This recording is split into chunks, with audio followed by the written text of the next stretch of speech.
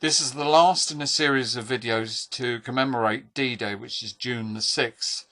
In this video we're looking at this area here, which was at wartime was Embarkation Hard S3. That's the platform Tavern there, and these are the buildings that were at the back of the Embarkation Hard. There's God's House Tower on the end. That's what the platform Tavern looks like today. And this is what it looked like in 1944. This is the view from a landing ship tank. One of the reasons for making these videos is because Southampton's contribution to D-Day is not generally recognised and it's been misappropriated by other places. For example, in this picture, if you read along the bottom, it says possibly at Weymouth. Well, yeah, that's the platform Tavern in the middle, so that can't be Weymouth. And this is obviously Embarkation Hard S3. These embarkation hards were built around, 4 of them built around Southampton to relieve the bottlenecks when D-Day arrived, because they realised that obviously they were trying to get as many troops embarked as possible. Here's another example of the misappropriation of Southampton's heritage. This is a still from YouTube, and at the top you can see it says Weymouth, but this is still that I've used to illustrate the pumping station at the back.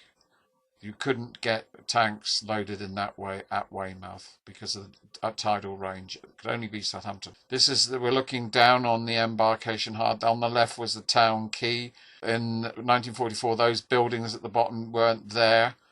If we look behind those buildings, you can just see the platform Tavern. The smallest building along Canute Road there, in between those other buildings which we identified earlier. Here are some troops that are going to make their way down to Embarkation Hard S3. In the background you could just see God's House Tower. There it is on the left. So that makes that park in the background Queen's Park. And we can just see a building from Harland and Wolff on the right hand side there. And here is the Embarkation Hard. This is where they've built those flats and offices. Harland Wolff over there.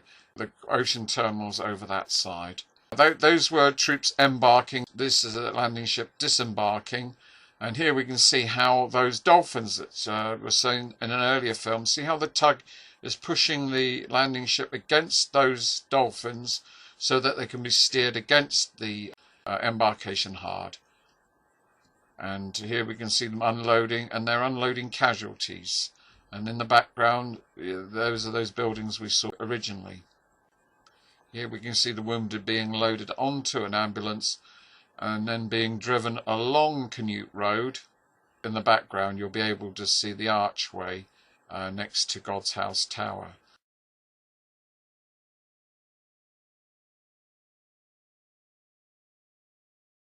We're really lucky at Southampton that there's colour film.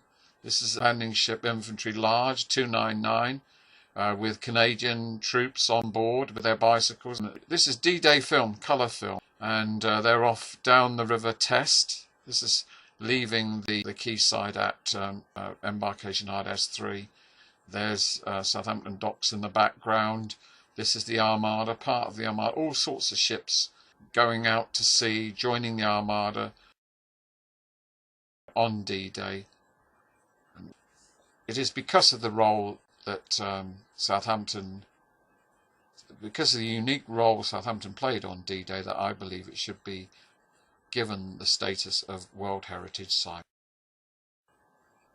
And there we can see landing craft infantry large 299